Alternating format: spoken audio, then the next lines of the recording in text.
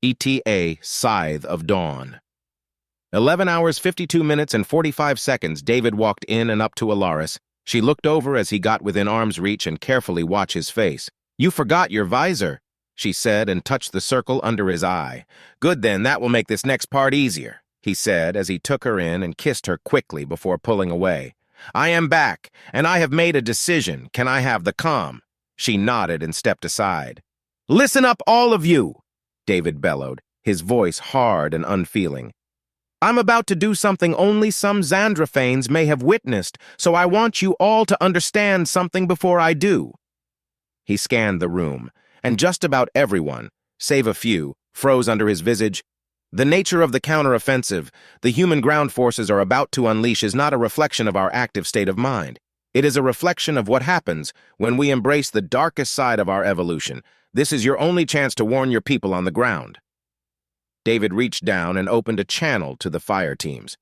"This is command. Come in?" As he watched the different stations quickly contact the ground teams. "We can all hear you, command. Go ahead," Samantha responded. "You all should have your full combat kit down there, correct?" he asked as different ground teams were warned not to interfere with his team. "Yes, we did, command. Are we to open the gates?" Samantha asked hesitantly. "Yes, but only to get rid of the enemy AA. Once that is done, hold the camp entrance. How copy?"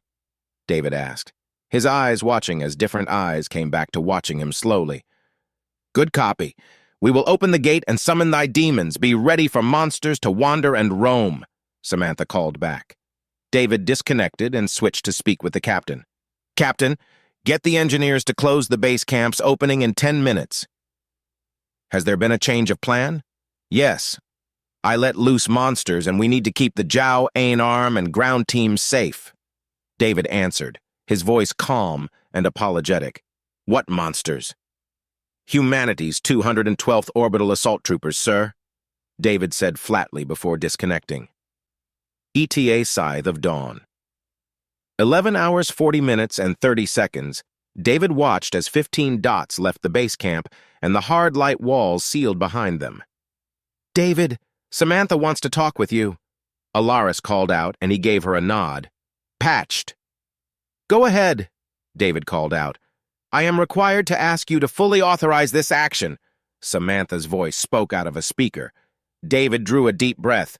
"Human combat element. This is David Solomon. Hear me and obey. Let open the gate of Tartarus. Seek and claim thy demon. Hunt thy enemy. Let loose the restraints."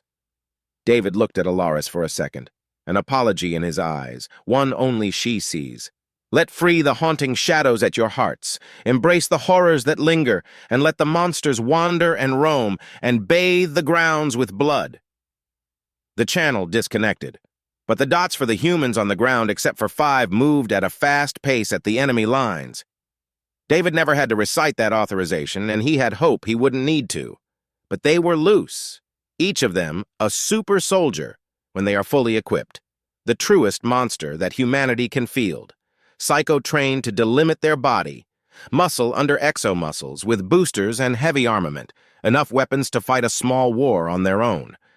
And each is a veteran, forged and reforged in the crucible of the Jak-Kyle War. He almost pitied the men that are fighting them. Almost. ETA Scythe of Dawn. 10 hours, 30 minutes, and 58 seconds. David was watching his team. They had knocked out 2 of the anti-air vehicles of the Empire already, and they were making their way to the next most likely. He was sure how many there were, but that didn't matter. "J-Lock, get the Jiao-Arm to fall back west. Tell them that their engagement would slow my men down. We will get them soon." David roared while he kept his head down. "Right away," the Vil-Annis called back. "Duchess, get the pilots to stand by. The second the last anti-air is down, I want them dusting off," he said at a bit of a tilt to her. "Yes," she said back as she got to work. "David, the fire teams are asking for intel on enemy anti-air numbers," Alaris called out. "Gavi cross-referenced the vehicles that the fire team destroyed before reporting in the removal of an anti-air, then show me all the enemy vehicles that match that profile." David yelled a bit, then turned to Alaris. "Tell them we will have the intel soon. For now, they are to use their own intuition and sensors." David looked back to the display and watched as his team was currently stuck in the middle of a cluster of enemies, but their vitals were good and ammo counters were steady, save the small arms, which were lowering every few seconds. Not by a lot, just 5 or 6 rounds, but still dropping. It and marked about 20 vehicles as anti-air, but they were spread out in small pairings all across the enemy's line. Alara, start feeding the information to the fire teams. I need you to guide them from one pair to the next, David said to her, and she nodded and got to work connecting. This was going to be hard. Sure, his fire team had their full kits on, but they still need to fight their way through maybe 100 enemies at a time. ETA Scythe of Dawn, 9 hours, 54 minutes, and 21 seconds. Anti-air in Sector 2 is down. They are moving to the next, Alaris called out. David, the Jiao N arm are asking to join the fight. They don't want to be saved, Jaylock called out. Tough. They will get in the way of the fire teams. I am, for now, here to destroy the enemy's ability to stop our evac of civilians. If their generals are spoiling for a fight to die in, they will just have to wait. David roared back, then softened after seeing Jaylock's face. Sorry. Tell them they will get their pound of flesh. But for now, I need the fire teams not to worry about friendlies. Jaylock nodded slowly before turning to his terminal. David looked back to the display. The enemy had started to consolidate around the anti-air, their commander. Emberheart was seeing David's plan, and while he didn't move the anti-air, he was moving everything else to protect them. He seemed to be trying to slow David's plan down. What an annoying man to have to fight. He is too ready to sacrifice his men to buy a few extra minutes. ETA Scythe of Dawn. 8 hours, 34 minutes, and 47 seconds. Emberheart blinked. He has finally started to pull the remaining anti-air into one group and is setting up a thick wall of men in armor between the anti-air and the fire teams, wider than their booster-assisted jumps can reach. But that's fine. Get the Jiao arm to go south and keep moving, David said, as he pointed at Jaylock, then turned to face Alaris. And get me the fire team on a wide channel. I need to give them all an order. The two got to their tasks, and David watched his team. They were in the process of clearing out a few enemies close to their position, and they will take a short break to catch their breath, then move to engage the enemy again. Patched, Alaris called behind him. Fire teams, this is command. Come in, David said a second after her. This is Charlie Led. We hear you loud and clear. New orders, sir? Samantha's voice called back. Yes. I am authorizing the use of extreme weapons. Enemy is gathering their anti-air at one point. You are to allow them to do so, then hit them hard and fast. How copy? Requesting fire clearance, she said back in a flat tone, a forceful one like she didn't want to follow the order. Hotel 910 Alpha Romeo Foxtrot uniform, David recited. The Jiao Anarm will be out of the line of fire. You are to annihilate the anti-air and return to base camp. Clearance confirmed. Break out the popcorn. We will be right back, Samantha said before disconnecting the channel. ETA Scythe of Dawn. 8 hours, 32 minutes, and 28 seconds. David Solomon allowed the use of extreme ordnance against Empire forces on the planet John Cool. ETA Scythe of Dawn. 8 hours, 25 minutes, and 28 seconds. David watched as the fire team slowly approached the enemy formation. Gaia, forgive my men. David started to quietly pray. As he watched the terminal, he was using give off a warning. They must be your sword. The levels of power their suits started charging. They must wield weapons that, he shifted to see the display, are not meant to stride your hallowed form. David, we are seeing massive power build up on the planet, the Duchess said, but David didn't care. See them now? He gripped the hollow table. They are those who know. His eyes were focused on the display. What they unleash upon one of your forms. He felt a hand on his shoulder. See now the accursed few. He was pulled away and saw Alaris. And may you forgive them for their sins done in your will. Her face shifted as she saw his, and he raised his volume. Forgive them of the sin of devastation, he said as all the sensors hiccuped and came back online. David looked away as the enemy counter dropped by hundreds, losing over half of their force before the fire teams broke and moved back to base camp, their deed done.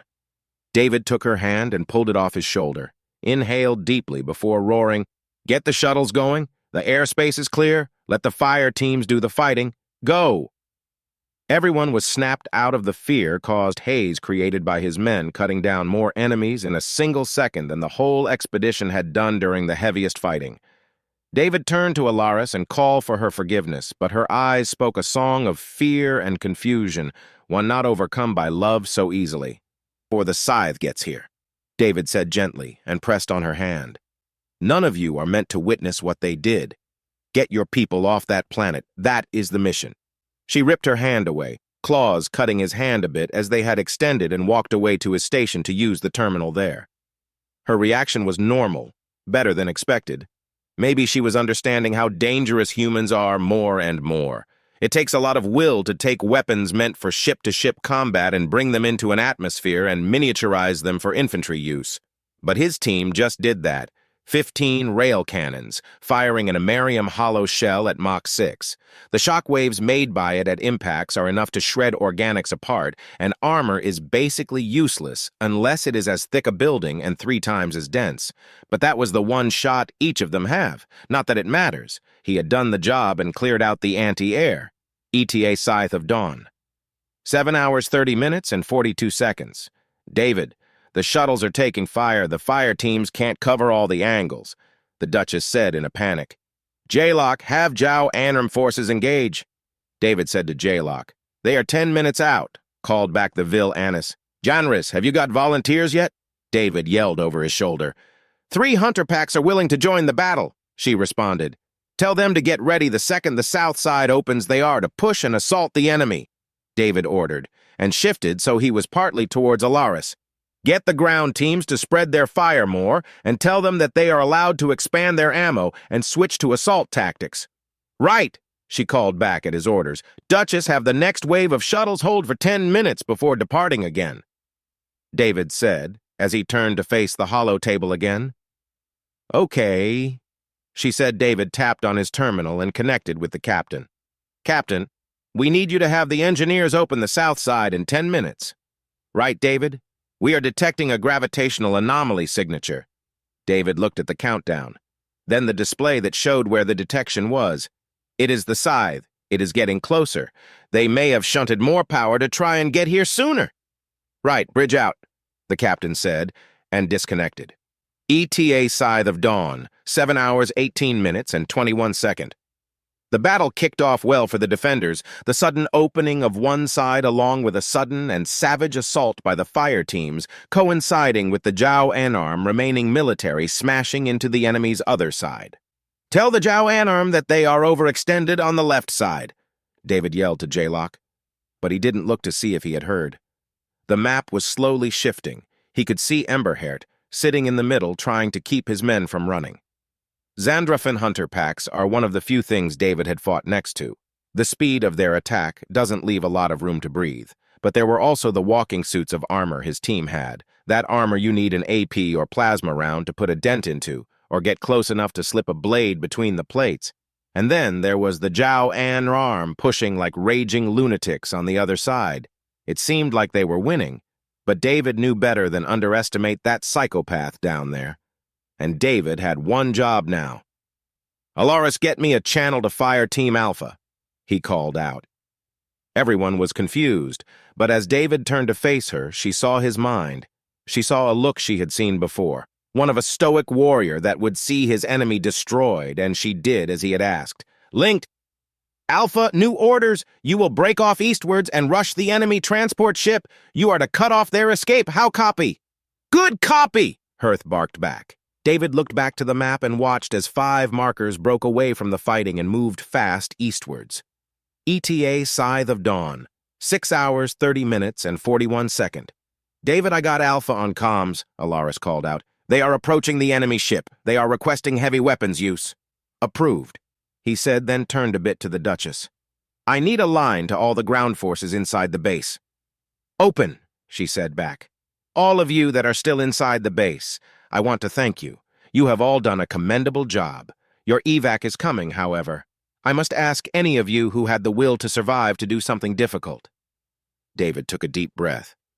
I must ask for any of you who are willing to risk your lives to join the fight. The end is near, and soon they will lose, but I can't guarantee that unless some of you fight too. David waved to the Duchess and stared at the display, but nothing changed. Nothing moved anymore. He had hoped, like a stupid human, that they would find their will to fight, kick, claw, and bite for life. But that kind of hateful will to survive is a human concept. ETA, Scythe of Dawn, 6 hours, 28 minutes, and 31 seconds.